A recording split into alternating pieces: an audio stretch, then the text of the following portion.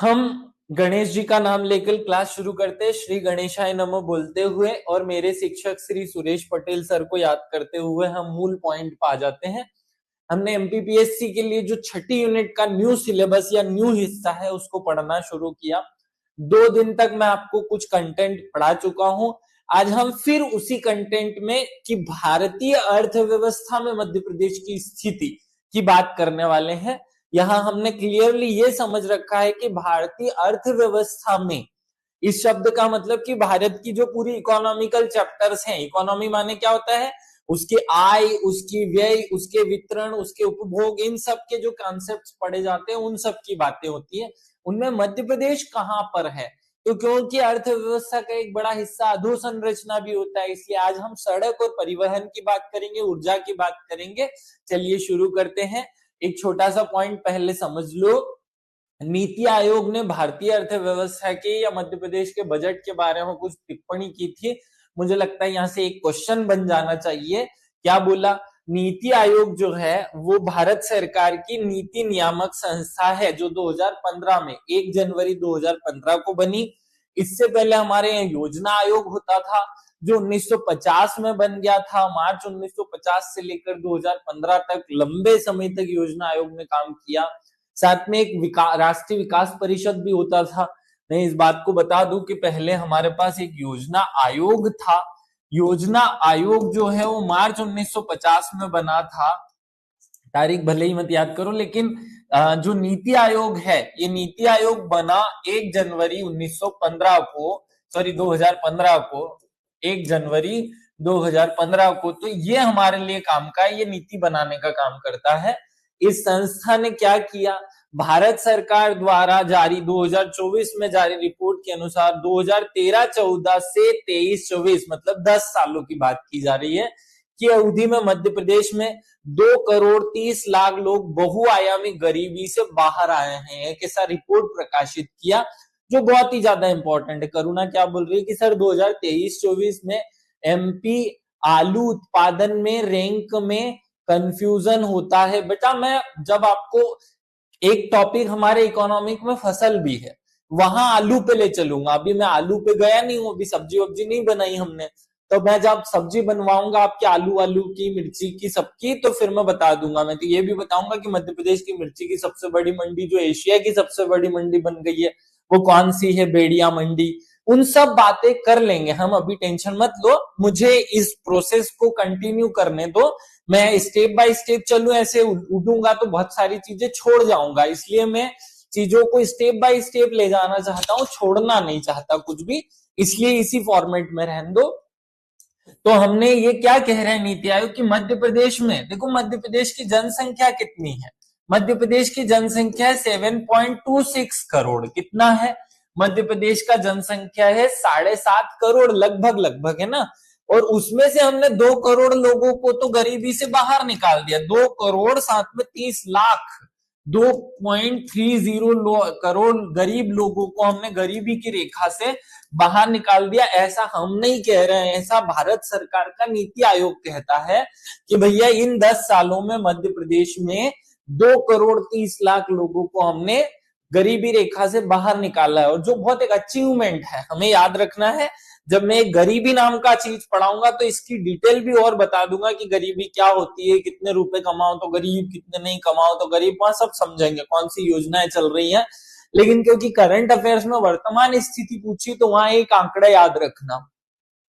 मध्य प्रदेश में वित्त वर्ष 2023-24, ये जो हमने अभी का बजट पेश किया इससे पहले वाला, में पूंजीगत व्यय 60,689 करोड़ रुपए हुआ, जो कि वर्ष 22-23 की तुलना में 29% अधिक है, और यह अभी तक का सर्वाधिक पूंजीगत व्यय है। दो चीजें होती हैं, देखो सरकार के 2 प्रकार के खर्चे होते हैं। एक होता है पूंजीगत व्यय, पूंजीगत व्यय, ये याद रखना है। पूंजीगत व्यय क्या, भले ही से मत कॉन्सेप्ट में मत जाओ, आप तो सीधा पॉइंट समझ लो। Good morning Uma. पूंजीगत व्यय का मतलब क्या होता है कि भाई देखो 2 प्रकार के होते हैं एक्सपेंडिचर। जो सरकार अपना बजट तैयार करती है ना, मैं उस पर जाना नहीं चाह रहा हूं क्योंकि फिर मैं वहां बजट समझाने लग जाऊंगा। हमारी सरकार के 2 प्रकार के खर्चे होते हैं। एक तो वो जो आपकी मशीनरी है, जैसे सरकारी अधिकारियों को सैलरी देना, पुरानी चल रही योजनाओं में पैसा डालना, या फिर जो पुराना सिस्टम चल रहा है, पुरानी चीजें चल रही, जैसे मान लो कि वो बीपीएल से हमको अनाज दे रहे थे या वो खाद में सब्सिडी दे रहे थे, तो उस पैसे को उनको देना है 1 साल। मान लो कि मध्य प्रदेश सरकार अगर अपना बजट बनाएगी तो उसको 2 प्रकार से अपने खर्चे डिसाइड करने पड़ेंगे। एक तो वो पैसा जो कि उसको हर साल देना रहता है। कैसे भाई, अगर इस साल उसने बजट बनाना है तो पहले तो उसको वो हिस्सा देना पड़ेगा ना। मान लो सरकार एक योजना चलाती है, जननी सुरक्षा योजना, और उसमें ऐसी सभी गर्भवती महिलाओं को जो कि गर्भवती, उनको अब 6,000 रुपए प्रधानमंत्री मातृत्व योजना से दिए जाते हैं। उसमें मध्य प्रदेश सरकार भी आधा हिस्सा देती है। तो क्योंकि उस योजना का हिस्सा तो सरकार को देना होता है, तो वो तो पहले से है ही सही ना सरकार के ऊपर लाइबिलिटी। मैं जैसे मध्य प्रदेश सरकार का एक सरकारी एम्प्लॉय हूं, तो मुझे तो सैलरी देनी ही पड़ेगी ना। तो ये तो फिक्स खर्चे हैं। तो सरकार के एक तो होते हैं फिक्स खर्चे और एक होते हैं अनफिक्स खर्चे। ये अनफिक्स क्या होते हैं? अनफिक्स, मैं सरल कर रहा हूं इसको, इनको बजट में इस नाम से नहीं जाना जाता, लेकिन अभी क्योंकि मैं बजट नहीं समझा रहा हूं उस तरीके से, इसलिए इसमें जा ही नहीं रहा हूं, घुसने नहीं चाहता। आसान भाषा में समझो कि सरकार का एक खर्चा होता है फिक्स खर्चा और दूसरा होता है अनफिक्स खर्चा। तो जब अनफिक्स खर्चे की बात होती है तो वहां सरकार बनाती है क्या नियम, कि भैया सड़क बनाने, इस साल हम ये 10 ब्रिज बना देंगे, इस साल हम ये मेट्रो ला देंगे, इस साल हम ये फलाना पुल बना देंगे, इस साल हम इतनी रेल की पटरी बिछा देंगे, इस साल हम फलाना कॉर्पोरेट ऑफिस बना देंगे। ये जो खर्चे हैं जो सरकार अपनी तरफ से जोड़ती है वो है अनफिक्स्ड खर्चे, और जो पहले से बने बनाए से खर्चे हैं वो है फिक्स खर्चे। ये 2 बातें समझ में, भाई बजट का मतलब ही है ना कि हमें दोनों पर ध्यान देना होगा। तो ये जो पूंजीगत व्यय है, पूंजीगत व्यय का मतलब समझो कि जिससे पूंजी का निर्माण होता है वो वाला खर्चा। तो वो जो पूंजीगत व्यय है वो आज तक के इतिहास में, जब से मध्य प्रदेश बना 1956 से लेकर आज तक, उसमें सबसे ज्यादा, यहां अब तक का सर्वाधिक पूंजीगत व्यय है। ये पॉइंट आप अपने दिमाग में याद रखेंगे कि अब तक का सर्वाधिक पूंजीगत व्यय 2023-24 के बजट में किया गया, और वो कितना था? वो 60,689 करोड़ रुपए था, जो मध्य प्रदेश में अब तक खर्च किया गया सर्वाधिक पूंजीगत व्यय है। और ज्यादा डीप में घुसूंगा तो दिक्कत होगी, इसलिए अभी कॉन्सेप्ट पर मत जाओ, केवल आंकड़ा रट लो। जब मैं आपको बजट का सिनेरियो पढ़ाऊंगा तो वहां पढ़ा दूंगा कि पूंजीगत व्यय क्या होता है और गैर पूंजीगत व्यय क्या होता है, वहां हम समझ लेंगे। अभी फिक्स अनफिक्स के रूप में इसे अपने दिमाग में इंस्टॉल कर लो, ठीक है? क्योंकि मुझे आसान भाषा में बताना है, सब बच्चे बैठे हुए हैं, या कोई बेचारा मैथ्स वाला होगा, बायो वाला होगा, तो उनको ये बातें फिर समझ नहीं आएगी, इसलिए ऐसे ही तरीके से समझो। आगे बढ़ते हैं, अब हम रेल सड़क मार्ग की बात करेंगे। भारतीय अर्थव्यवस्था का पहले रेल सड़क कितना बड़ा है वो देख लेते हैं। देखो, भारत में जो सड़कों की लंबाई है वो दुनिया के सारे देशों की अगर लिस्ट बनाई जाए कि भारत, अमेरिका, रूस, चीन सबकी, तो भारत उसमें 4थे नंबर पर आता है। मतलब भारत की सड़कें विश्व की 4थे नंबर की सबसे बड़ी सड़कें हैं।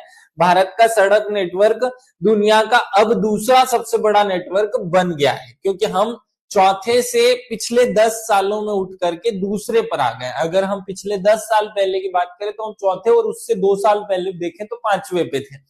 तो आज हमारा नेटवर्क दूसरा सबसे बड़ा नेटवर्क हो गया है। विश्व में सबसे बड़ा दूसरा सड़क नेटवर्क किसका है? भारत देश का है। भारत में सबसे ज्यादा जो सड़कें हैं वो इन पिछले 10 सालों में बनी है, ऐसा सरकारी आंकड़े कहते हैं। बनी भी है रियल में भी। इनकी लंबाई लगभग 66 लाख किलोमीटर है। भारत में अगर एक और क्रांति पूछी जाएगी, क्या क्रांति हुई, तो भारत में एक और क्रांति हुई, सड़क क्रांति, जो पिछले 10 सालों में हुई। इन्होंने इतने सड़कें, इतने पुल, इतने टाइप की चीजें बना दी कि ऑप्शंस बहुत अवेलेबल करा दिए। तो अब भारत में कितनी सड़कें हैं? तो भारत में लगभग 66.71 लाख किलोमीटर की सड़क है। भारत देश का क्षेत्रफल है 32 लाख किलोमीटर, है ना, और हमने सड़क बना दी 66 लाख की। समझो इसको, बहुत ट्रेंडिंग चीज है ये आएगी एग्जाम में। तो हमें ये पॉइंट दिमाग में याद रखना है कि अगर हम केवल सड़क की बात करें तो विश्व में दूसरा सबसे बड़ा सड़क नेटवर्क हमारा है। सबसे बड़ा सड़क नेटवर्क अमेरिका, उसके बाद हम आ जाते हैं सीधे दूसरे नंबर पे। हमारी सड़कों की लंबाई कितनी है? 66 लाख टोटल, राउंड फिगर में याद कर लो, 66 लाख किलोमीटर जो है लंबी सड़कें हमारे पास है, 66 लाख किलोमीटर। इसमें नेशनल हाईवे कितने हैं? तो लगभग 1.5 लाख, याद रखना 1.46 है, लेकिन आप इसको करो 66, 1.46 लाख किलोमीटर जो है 1.5 लाख हमारे पास नेशनल हाईवे है। इसको ऐसे राउंड फिगर करना, नहीं तो भूल जाओगे। टोटल लंबाई 66.71 है, लेकिन ऐसे ही राउंड फिगर में याद कर लो 66.66, नहीं तो 66.71 याद रखने में थोड़ा आफत होगा, भूलने के चांस होंगे।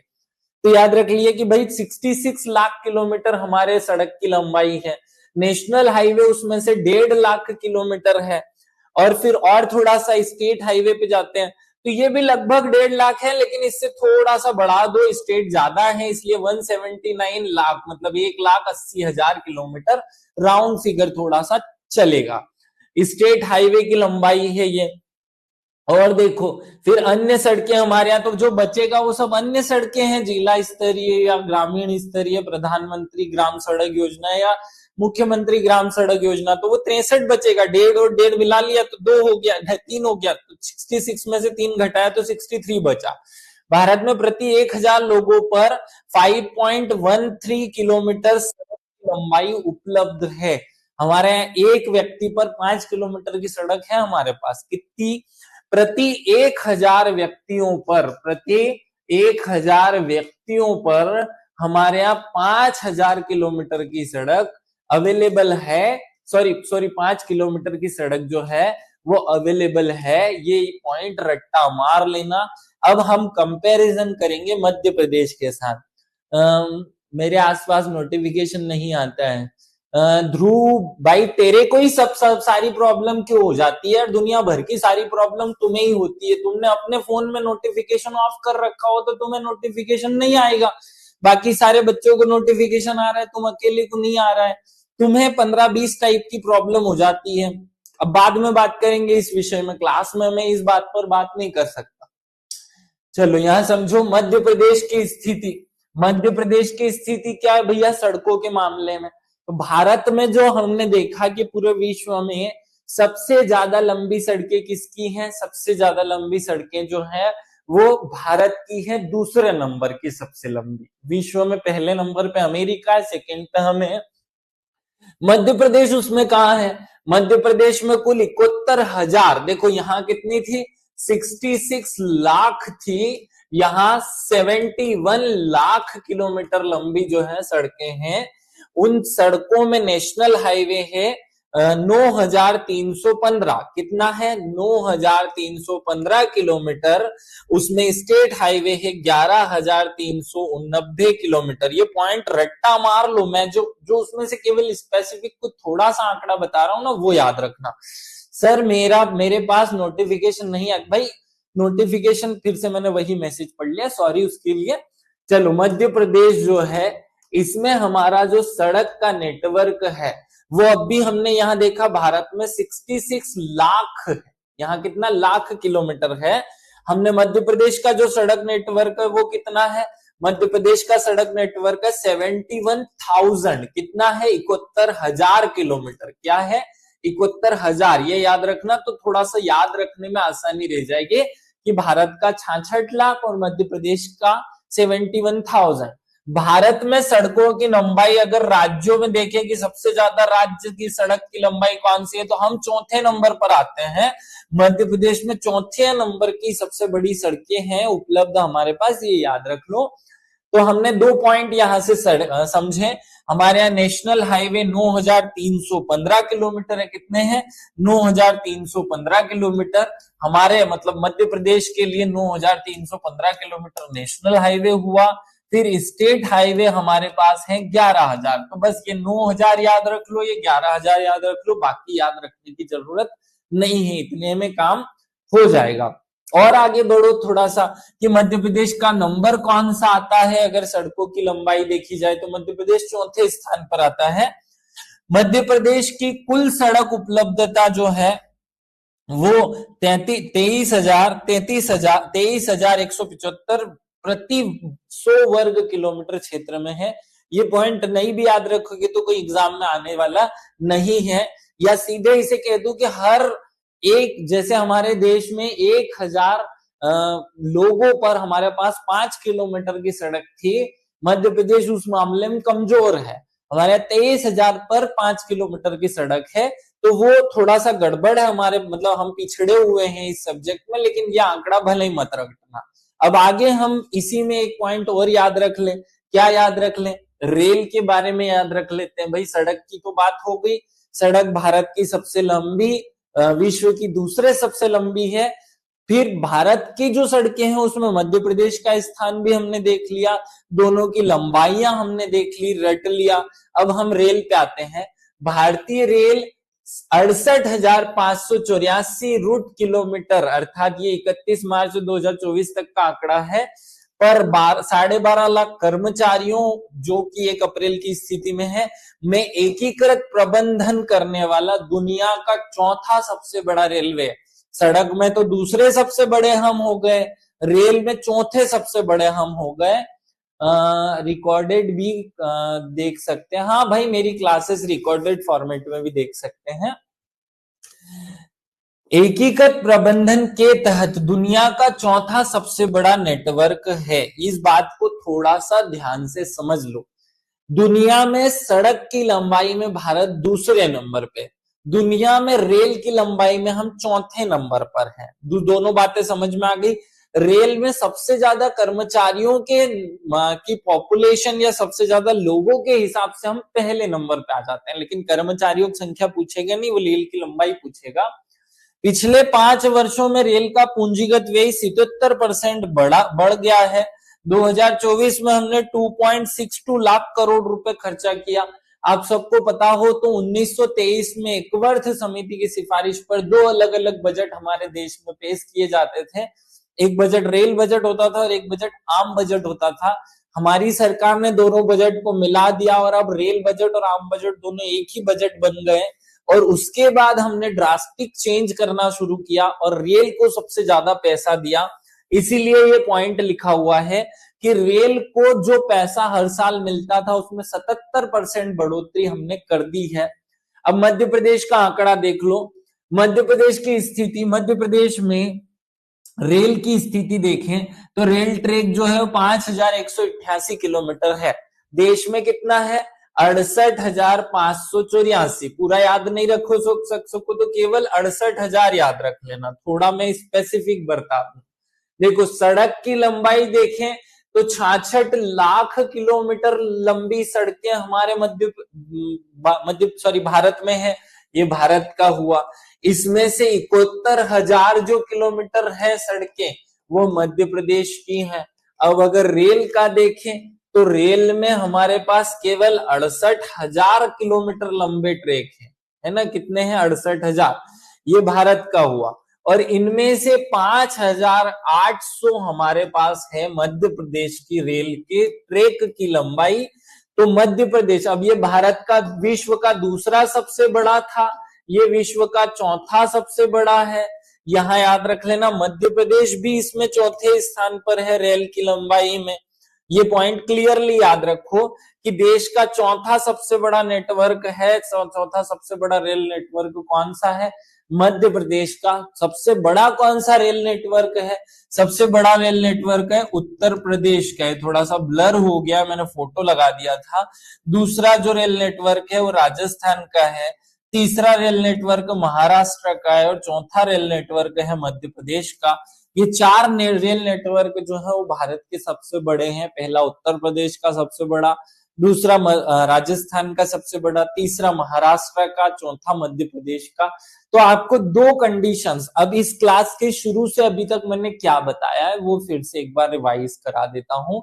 सबसे पहले इस क्लास की शुरुआत में मैंने आपको नीति आयोग ने जो गरीबी का एक आंकड़ा दिया उसकी बात हमने की। वहां कहा गया कि 2 करोड़ 30 लाख लोगों को मध्य प्रदेश में गरीबी से बाहर निकाला गया पिछले 10 सालों में। उसके लिए जो पैसा खर्चा हुआ उसकी हमने बात की कि मध्य प्रदेश का जो पूंजीगत व्यय है वो इतिहास में 1956 से लेकर आज तक सबसे ज्यादा रहा। पूंजीगत व्यय से लोग गरीबी से बाहर आते हैं, इसलिए इसकी तुलना की गई। फिर हमने भारत में सड़कों की लंबाई देखी और मध्य प्रदेश में सड़कों की लंबाई की तुलना कर ली, तो दोनों को सब बातें क्लियर रही होगी।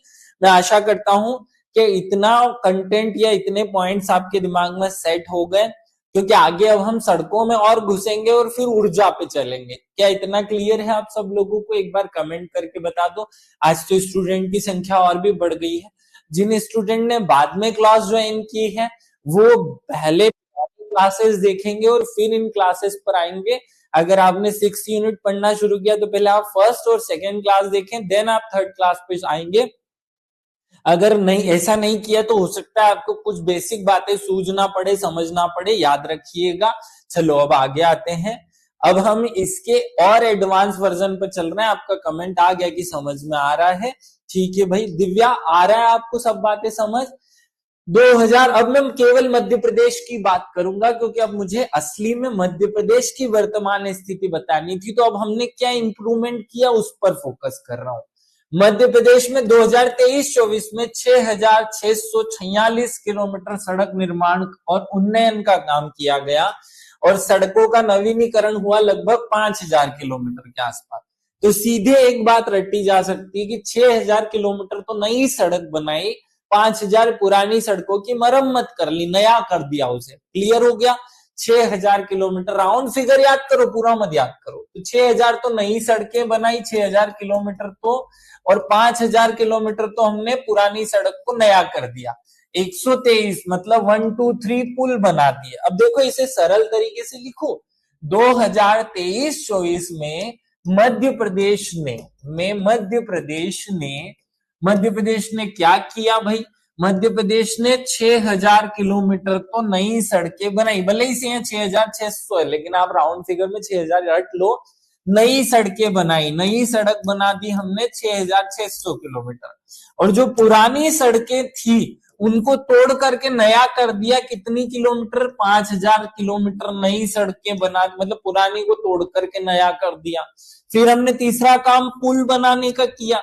1 नहीं 2 नहीं 3 मतलब 123 नए पुल बना दिए हमने इस एक साल में। ये केवल मध्य प्रदेश के करंट अफेयर्स की बात कर रहा हूं। यह आंकड़ा ढूंढ करके आपके सामने रखने में बहुत लंबा चौड़ा संघर्ष होता है। आपको केवल इसे खा लेना है, जैसे हम एक खाना का निवाला खाते हैं ना, वैसे आप केवल इसे खा लो। सिंपल सा है। 6,600 किलोमीटर मध्य प्रदेश ने नई सड़क बनाई। फिर हमने पुरानी जो सड़कें थी उनको तोड़ करके 5,000 किलोमीटर नया बनाया। और फिर हमने 1 2 3 पुल बना दिए। इतना क्लियर हो गया हो तो इसके अलावा 116 रेलवे के भी ब्रिज बना दिए। जो रेल और सड़क दोनों आपस में मर्ज होते थे ना, तो उनको रेलवे ओवर ब्रिज कहते हैं, वो हमने 116 बनाए। बस इतना आंकड़ा रट लो, याद हो जाएगा। पढ़ना है केवल, ये एक बार रीड करने पर याद रहता है, क्योंकि ऐसे 4 आंकड़े तो पढ़ने नहीं, एक ही तो पढ़ना था। और इसमें आगे बढ़ते हैं। मध्य प्रदेश रेल परियोजनाओं को अधिक गति देने के लिए भारत सरकार और राज्य सरकार के अन्य विभागों के साथ समन्वय करने के लिए हमने लोक निर्माण विभाग, जिसको हम PWD है ना ये कहते हैं, याद रखना। हमारे मध्य प्रदेश में हमने एक नया काम किया। जहां से सड़क जा रही है वहीं से रेल चली जाती थी। दोनों के चक्कर में एक दूसरे को बहुत देर तक वेट करना पड़ता था और एक्सीडेंट होते थे। हमने प्लान बनाया कि जितनी भी सड़कें हैं पूरे भारत में, वहां रेल में ओवर ब्रिज बना देंगे। सड़क ऊपर से जाएगी, रेल नीचे से जाएगी, तो कोई एक्सीडेंट होगा ही नहीं। इस योजना को मध्य प्रदेश में साकार करने जब हम गए तो बहुत समस्या आई। तो फिर हमने एक डिपार्टमेंट को नोडल एजेंसी बनाया। तो ये क्वेश्चन बनेगा कि कौन से डिपार्टमेंट को नोडल एजेंसी बनाया? तो मध्य प्रदेश का जो PWD डिपार्टमेंट था, क्या था? PWD डिपार्टमेंट माने लोक निर्माण विभाग, है ना। पब्लिक वेलफेयर डेवलपमेंट, सॉरी इसका फुल फॉर्म गलत हो गया है। PWD माने लोक निर्माण। तो ये PWD जो है वो हमारा मध्य प्रदेश का नोडल एजेंसी है, जो कि क्या करेगा? हमारे मध्य प्रदेश में रेलवे के जो ओवर ब्रिज बनाए जाने उनके लिए नोडल के रूप में सबके साथ समझौता करके काम करेगा। और आगे बढ़ते हैं। इसमें कुछ और बहुत ज्यादा इंपॉर्टेंट पॉइंट पढ़ने हैं जो एग्जाम में सीधे पूछे जा सकते हैं। आगामी 5 वर्षों में मध्य प्रदेश सरकार ने 5 एक्सप्रेस हाईवे नेटवर्क तैयार करने का एक प्लान बनाया हुआ है। और वो कौन सा है? पहला हम बनाएंगे ए फॉर अटल प्रगति पथ। क्या याद रखना है? ए फॉर अटल प्रगति पथ, बी फॉर बुंदेलखंड विकास पथ। 5 रोड मैं आपको बता रहा हूं जो बहुत इंपॉर्टेंट है। क्या याद करना है? ए फॉर अटल प्रगति पथ, बी फॉर बुंदेलखंड विकास पथ। हमने अटल प्रगति पथ सुना था, बुंदेलखंड प्रगति पथ नहीं सुना, तो जो भी सुना हुआ है हम पांचों के किलोमीटर्स भी याद कर ले और नाम भी याद कर ले, क्योंकि अगले 5 साल ये सारे रोड चर्चा में रहने वाले हैं। तो ये चंबल हाईवे था, या जो चंबल प्रगति पथ था जिसका अटल बिहारी के बाद नाम अटल प्रगति पथ कर दिया था हमने। चलो ये वाला अटल, ए फॉर अटल याद रख लो, बी फॉर विंध्यन। तो आपको ए और बी याद करने में तो मुझे नहीं लगता कि कोई समस्या होगी। अब एम और एन भी याद कर लेना। तो एन फॉर नर्मदा और एम फॉर मालवा। तो ए बी याद कर लिया, एम एन याद कर लिया। ए बी, एम एन और वी, ये 5 रोड हमारे यहाँ मध्य प्रदेश में बनाए जाने हैं। इस तरीके से सरल रूप में आपको याद ही रह जाएगा। तो ए फॉर अटल प्रगति पथ, बी फॉर बुंदेलखंड प्रगति पथ या बुंदेलखंड विकास पथ, एम फॉर मालवा निमाड़ प्रगति पथ या मालवा निमाड़ विकास पथ, एन फॉर नर्मदा विकास पथ या नर्मदा प्रगति पथ, और V for Vindhyan expressway. ये 5 नाम याद रखने आपको। पीडब्ल्यूडी मतलब पब्लिक वर्क डेवलपमेंट। हाँ भाई ठीक है, मैं थोड़ा बोलने में चुकला गया था, मतलब बोलने में मैंने टंग जो है वो स्लीप ऑफ टंग था। सही कहा आपने। आपको ये 5 जो है वो सिंपल से रोडों के नाम याद करने हैं। अब हमें किलोमीटर की लंबाई याद करनी है कि कौन कितना लंबा है। बहुत सिंपल है, थोड़ा सा धैर्य रखना कि कितना है। मैं ये जो आंकड़ा किलोमीटर में बता रहा हूं ये केवल मध्य प्रदेश में उनकी लंबाई है। अगर मैं अटल प्रगति पथ की टोटल लंबाई देखूंगा तो वो 320 किलोमीटर हो जाएगी, लेकिन हमें जो मध्य प्रदेश सरकार ने अपने सरकारी कागज में लिख करके दिया है वो याद रखना है। इसलिए मैं जो हमारे इकोनॉमिक सर्वे का आंकड़ा है वो हूबहू आपको ये बता रहा हूं। सर 6 अब बनेंगे। हाँ ठीक है भाई, वो अभी शुरू नहीं हुआ, ये 5 के 6 हो गए ना। 5वें 6ठे वाले पे अभी बहुत सारी घमासान चल रहा है, तो उसके लिए मैं स्पेशली एक बात कह दूंगा। थोड़ा सा उसके लिए रुक जाओ, पहले ये मुझे 5 रटवा लेने दो, 6ठे वाले पे आऊंगा। क्योंकि मध्य भारत विकास पथ जो है ना वो थोड़ा सा पीछे हमें बाद में देखना है। इसके बारे में 4-5 राज्यों में डिस्प्यूटेड वाली जो कहानी वो बताता हूँ। पहले ये 5 रट्टा मार लो। क्यों, कौन कौन से? ए, बी, एम, एन और वी, ये 5 हमें रटने हैं। तो ए फॉर अटल प्रगति पथ कितना किलोमीटर है भाई? तो देखो ए और बी जो है वो 300 याद रखना है। कितना? ए कितना है? 300। इसमें 1 किलोमीटर कम कर लो, केवल 299। ये रटने की प्योर रटने की चीज है कि 300 किलोमीटर जो है वो अटल प्रगति पथ रहेगा। कितने? 5 रोड मुझे याद कराने, 6ठे पे बाद में बात करूंगा।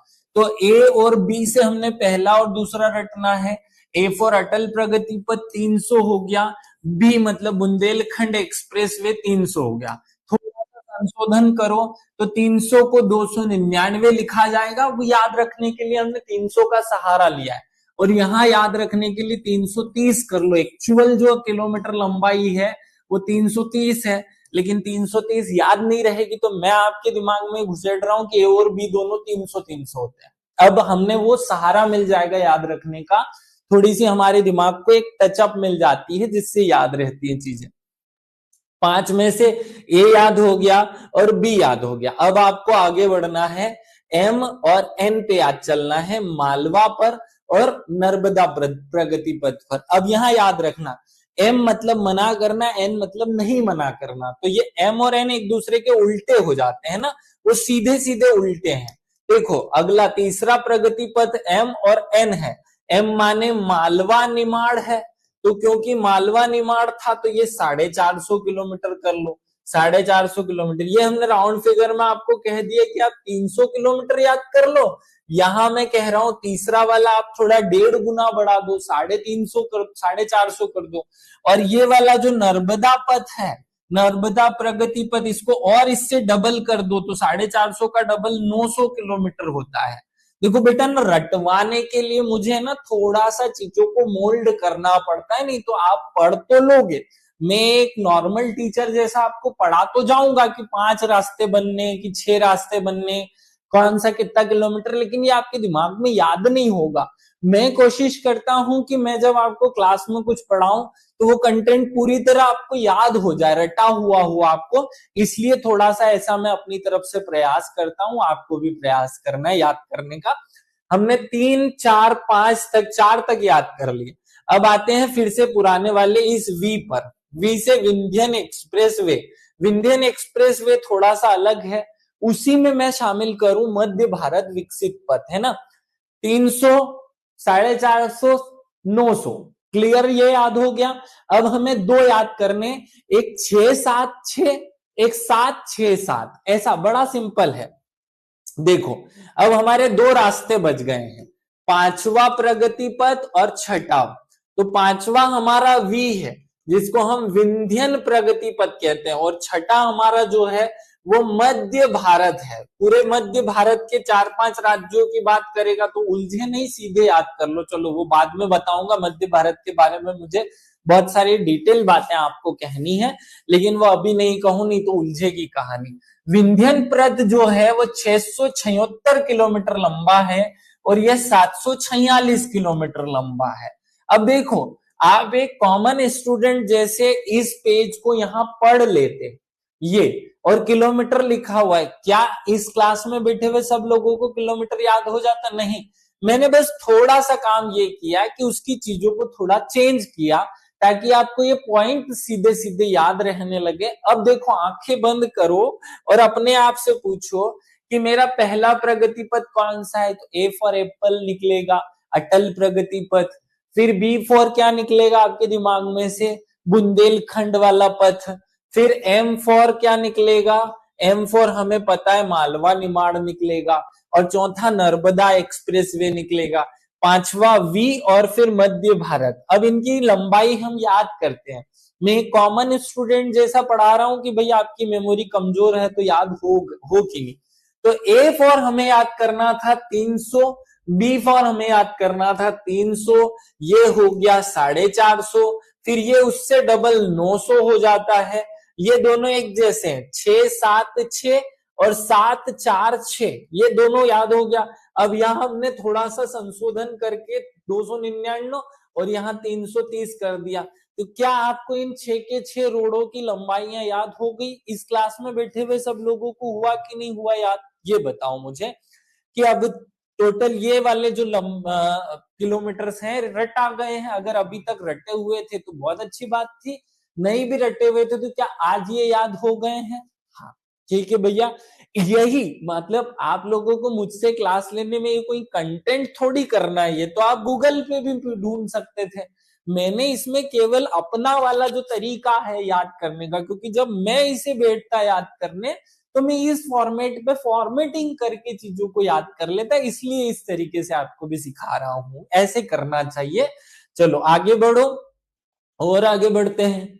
प्रधानमंत्री ग्राम सड़क योजना के अंतर्गत 2024-25 में 1000 सड़कों, 1000 किलोमीटर सड़क और लगभग 2000 किलोमीटर सड़कों के नवीनीकरण का लक्ष्य। अब ये लक्ष्य अभी तक हमने जो बोला था वो बना दी है ना।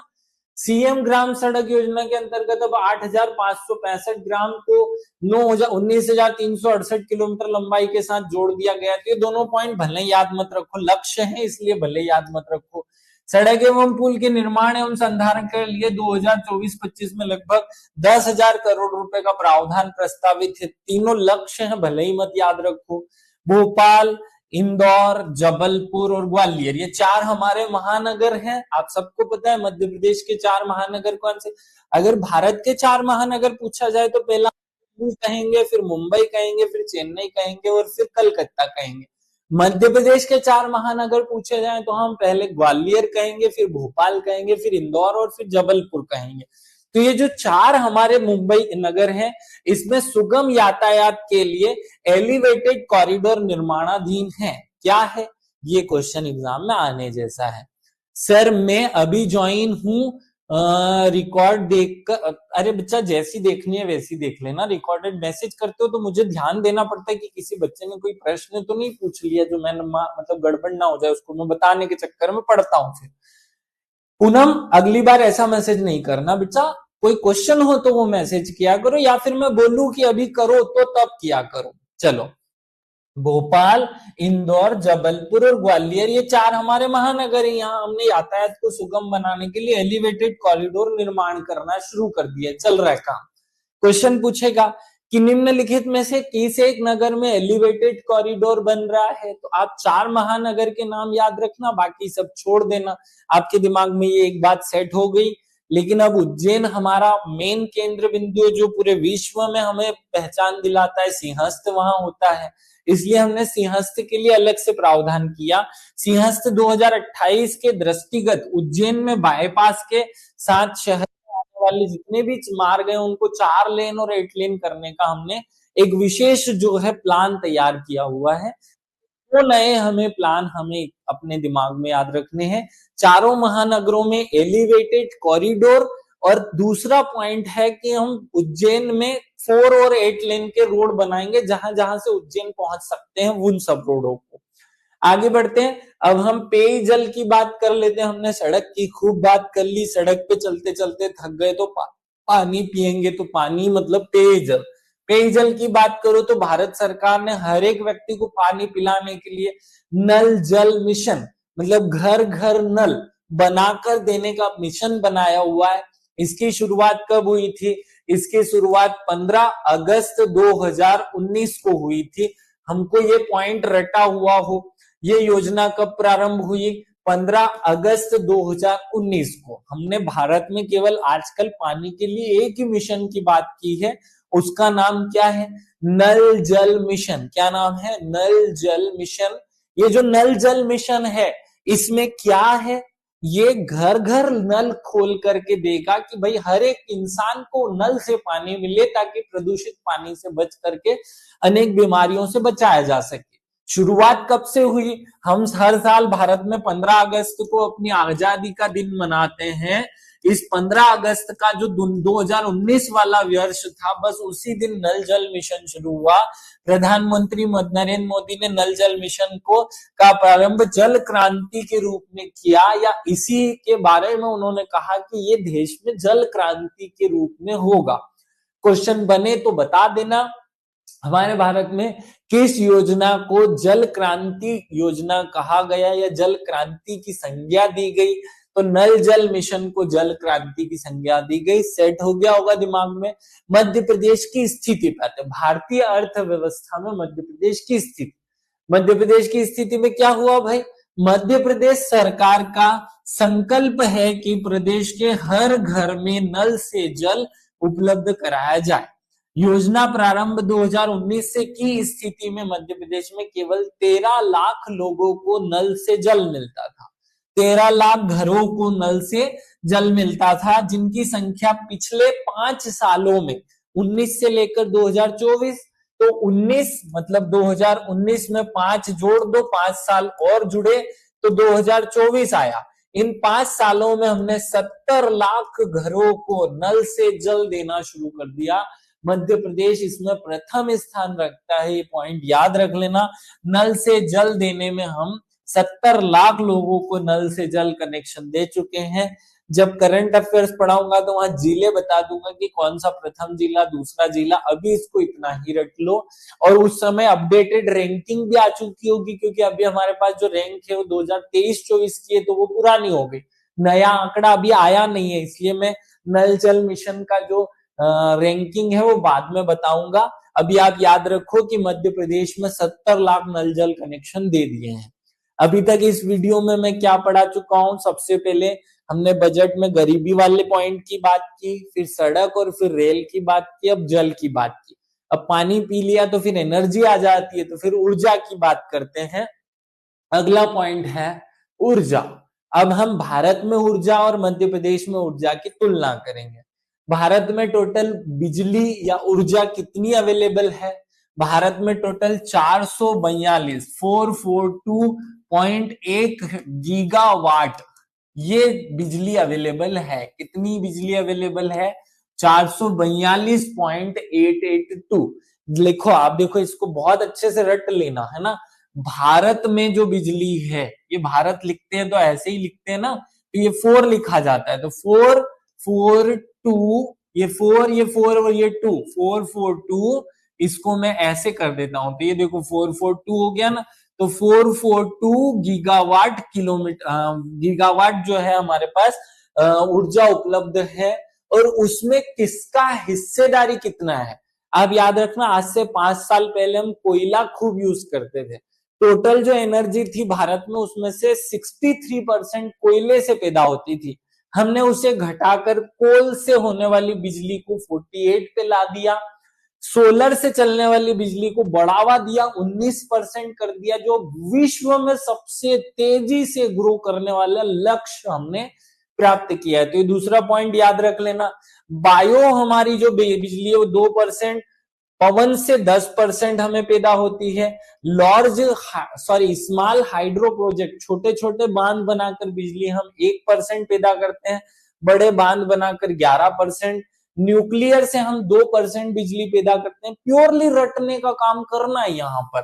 वाट भी बता दूंगा कि कितने वाट मेगावाट पैदा करते हैं, अभी केवल परसेंट रट लो। कोयले से हम 48% बिजली पैदा करते हैं, ये कोयला है।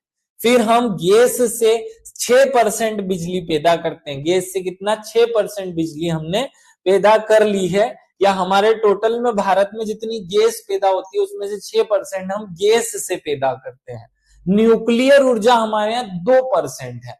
आप जर्मनी का या किसी विकसित देश का देखोगे तो वहां 50 या 70% जो बिजली है वो न्यूक्लियर पावर से पैदा होती है, हमारे यहाँ 2% पैदा होती है। डिफरेंस देखना।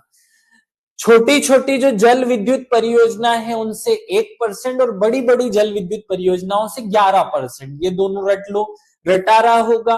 पवन ऊर्जा से 10% बिजली पैदा करते हैं। टोटल भारत में जितनी बिजली पैदा होती है, ये मेंस में खूब काम आता है आंकड़ा, बहुत इंपॉर्टेंट आंकड़ा है, और एकदम प्योर आपको नया अपडेटेड दे रहा हूं कि भारत में कोयले से 48%, 2% उसमें कौन सा जोड़ दो ताकि 50 हो जाए? बायो वाला। तो कोयले से जोड़ दिया 48, 2% कर दिया बायो से, 50 हो गया। अब छोटी विद्युत परियोजनाओं से 1 और बड़ी विद्युत परियोजनाओं से 11, तो ये 12% हो गया, 62 पहुंच गए। फिर न्यूक्लियर पावर से 2 और गैस से हम 6% करते हैं, तो 2 और 6 फिर उसमें जोड़ दिया, तो टोटल हो गया 60। फिर 10% पवन ऊर्जा से, और बाकी का हम बहुत छोटे छोटे अलग अलग सोर्सेस से लाते हैं, इसलिए उनको नहीं रटना है। जो बहुत महत्वपूर्ण था वो हमने रट्टा मार लिया है। क्लियरली आपके दिमाग में ये पॉइंट सेट हो गया होगा। अब हम इसे मध्य प्रदेश की जगह भारत पर लाते हैं। यहाँ मेगावाट भी बताऊं क्या? भारत में जो टोटल बिजली पैदा होती है वो 442 है, उसका 48% मतलब 210 मेगावाट गीगावाट जो है वो हम कोयले से पैदा करते हैं। गैस से हम 6% मतलब 24 गीगावाट पैदा करते हैं। न्यूक्लियर से हम 8.18 गीगावाट पैदा करते हैं। फिर ऐसे ही बाकी का है, लेकिन हमें ये याद नहीं रहेगा इसलिए रखने की जरूरत नहीं है। आप केवल और केवल परसेंटेज में याद कर लो भारत का, क्योंकि अब भारत से मध्य प्रदेश की तुलना होगी। मध्य प्रदेश में अप्रैल 2024 में विद्युत स्थापित क्षमता 28,774 मेगावाट है, हो चुकी है। ये पॉइंट रट लो। मतलब कि मध्य प्रदेश की कुल नवीकरणीय विद्युत उत्पादन क्षमता 9,586 मेगावाट हो चुकी है। दोनों पढ़ लिया। टोटल हमारी जो टोटल एनर्जी है वो 28 रुपए की है, जिसमें से 9 रुपए मतलब 33% के आसपास, 30 कर लो राउंड फिगर में, 30% हम नवीकरणीय ऊर्जा से प्राप्त करते हैं। ये दोनों पॉइंट रट लोगे। 100 रुपए की टोटल बिजली पैदा होती थी जो कि 28 थी, तो 28 में से 33% मतलब कि 9 हम जो है 28 में से 9 हम नवीकरणीय ऊर्जा प्राप्त कर चुके हैं। मध्य प्रदेश संपूर्ण नवीनीकरणीय ऊर्जा के माध्यम से 8वें स्थान पर है। अगर भारत में नवीनीकरणीय ऊर्जा की राज्यों की सूची बनाई जाए तो भारत में मध्य प्रदेश 8वें स्थान पर आएगा। सौर ऊर्जा क्षमता के मामले में मध्य प्रदेश चौथे स्थान पर है, ये याद रख लेना। सौर में चौथा, नवीकरणीय में आठवां, पवन में भी आठवां। ये तीन नाम आपको याद रखने हैं, वो ऐसे रट पाओगे आप। यहां देखो, यहां पर ये आपको एक टेबल दिखाई दे रही होगी, इसमें साफ साफ लिखा हुआ है कि पवन ऊर्जा उत्पादन में मध्य प्रदेश आठवां स्थान है, लघु पन बिजली में हमारा चौथा स्थान है, बायोमास में तो हमारा कोई स्थान ही नहीं है, सौर ऊर्जा में हमारा चौथा स्थान है, नवीकरणीय ऊर्जा में हमारा आठवां स्थान है। ये चार बातें सीधे सीधे तौर पर रट्टा मार लो। पूरे भारत में सौर ऊर्जा उत्पादन में हमारा चौथा स्थान, नवीकरणीय ऊर्जा उत्पादन में हमारा आठवां स्थान, पवन ऊर्जा उत्पादन में हमारा आठवां स्थान, छोटी छोटी पन बिजली जो बनती है, स्मॉल हाइड्रो प्रोजेक्ट जो होते हैं, लघु पन बिजली माने स्मॉल हाइड्रो प्रोजेक्ट, वहां से हमें जो बिजली होती है उसमें हमारा चौथा स्थान है। तो ये चार बातें सीधे सीधे रट लो। अब ये भी देख लो कि भारत में पवन ऊर्जा से हमें 6 लाख में जो मेगावाट विद्युत है वो मिलती है, जबकि मध्य प्रदेश में 15,000 मिलती है। 6 लाख और 15,000। यहाँ पन बिजली में हमें 21,000 मिलती है, जबकि मध्य प्रदेश में 820 मेगावाट मिलता है। ये छोड़ दो, सौर ऊर्जा से पूरे भारत में हमें 7,48,000 मिलता है, जबकि मध्य प्रदेश में 61,000।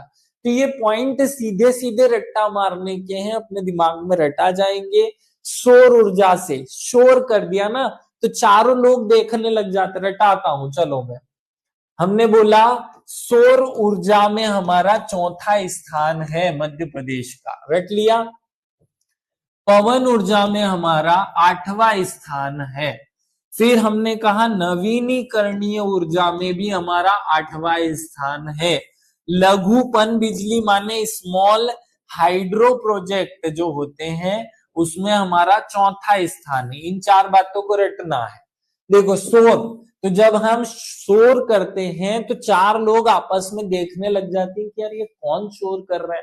कहीं पे भी हम बैठे हों और हम शोर करते हैं तो शोर करेंगे तो चार लोग देखने लग जाएंगे ना। तो मध्य प्रदेश का स्थान कौन सा हो गया भारत में? चौथा हो गया। याद हो गया। पवन, पवन कितना है? 8th स्थान है। कैसे याद करोगे? देखो जब पवन पवन चलती है, ठंडी ठंडी पवन चलती है, तो हमारा जो है वो शाम का 8 बजने का समय हो जाता है। मतलब शाम को 8 बजे के बाद ठंडी ठंडी पवन चलना शुरू। वैसे भी ठंड में 6 बजे ही हो जाती है, लेकिन एक कॉमन फिनोमिना है कि रात को 8 बजे के बाद मौसम ठंडा हो जाता है। सुबह 8 के पहले मौसम ठंडा होता है। तो 8 से पहले 8 के बाद मौसम ठंडा होता है, पवन चलती है, तो उसमें हमारा 8th स्थान हो जाएगा। याद हो जाएगा। नया नया नवीनीकरणीय ऊर्जा में हमारा 8th स्थान है, सीधे याद कर लो। और लघु हाइड्रो प्रोजेक्ट है, स्मॉल हाइड्रो प्रोजेक्ट, इस हाइड्रो में एच लिखो तो वो 4th जैसा दिखाई देगा। स्मॉल हाइड्रो प्रोजेक्ट में ये एच जो लिखा है हाइड्रो 4 जैसा है, तो ये यहाँ पे भी हमारा चौथा स्थान है। ये चार बातें हमने रट लेनी है। समीना, आपको ये पॉइंट्स याद हो गए जो मैंने बोला है? चार बातें सीधी रटो। सौर ऊर्जा में चौथा, पवन ऊर्जा में आठवां। ये मैं अपनी तरफ से नहीं बता रहा हूँ, इकोनॉमिक सर्वे में जो लिखा है वही बता रहा हूँ। और कुछ अपडेट होगा तो बाद में कराएंगे, अभी इतना ही याद करना है। चलो समीना, याद हो गया? ठीक है, चलो आगे बढ़ते हैं बच्चे। अब हम कुछ और खास बातें मध्य प्रदेश के बारे में बताते हैं। भारत के बारे में छोड़ो, ये हमने देख ली। मध्य प्रदेश ऊर्जा उत्पादन में, मध्य प्रदेश जो है वो ऊर्जा उत्पादन में आत्मनिर्भर हो चुका है। मतलब हमें 1 रुपए का बिजली किसी से खरीदना नहीं पड़ता। अच्छी बात है। 26 जनवरी 2024 जो इस साल का है, वो प्रदेश के इतिहास में सर्वाधिक 17,614 मेगावाट शीर्ष मांग की पूर्ति करके मध्य प्रदेश आत्मनिर्भर मध्य प्रदेश बना बिजली के क्षेत्र में। क्या बोला हमने? ध्यान से सुनना। मध्य प्रदेश ऊर्जा उत्पादन में एक आत्मनिर्भर मध्य प्रदेश बन गया है। आत्मनिर्भर है मतलब खुद के लिए जितनी ऊर्जा चाहिए वो खुद पैदा कर ले। हम तो और बेचने लगे हम, लेकिन हम खुद को जितनी चाहिए वो खुद पैदा करते हैं। उदाहरण, 26 जनवरी को हमने इतिहास रचा और आत्मनिर्भर बने। उस दिन हमारे खुद की जरूरत जितनी होती है वो सारा हमने खुद की तरफ से पैदा करके मध्य प्रदेश को ऊर्जा आत्मनिर्भर बनाया। 2024-25 में अमरकंटक और सतपुड़ा ताप विद्युत ग्रहों से 660 और 600 मेगावाट की नई विस्तार इकाइयों का निर्माण कार्य चल रहा है।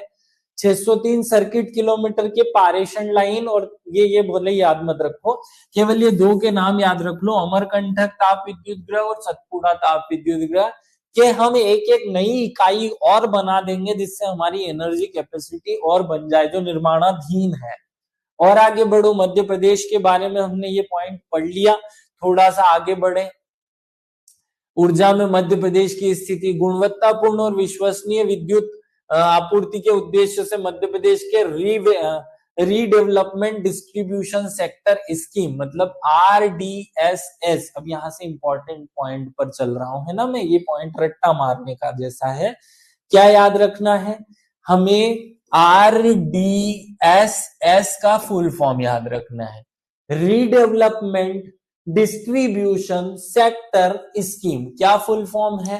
रीडेवलपमेंट डिस्ट्रीब्यूशन सेक्टर स्कीम का क्रियान्वयन किया जा रहा है। क्वेश्चन बनेगा, मध्य प्रदेश को ऊर्जा के क्षेत्र में आत्मनिर्भर बनाने के लिए कौन सा प्लान बनाया गया? RDSS प्लान बनाया गया, जिसका फुल फॉर्म होता है रीडेवलपमेंट डिस्ट्रीब्यूशन क्या होता है, सेक्टर स्कीम। ये बहुत अच्छे से याद रख लेना भाई।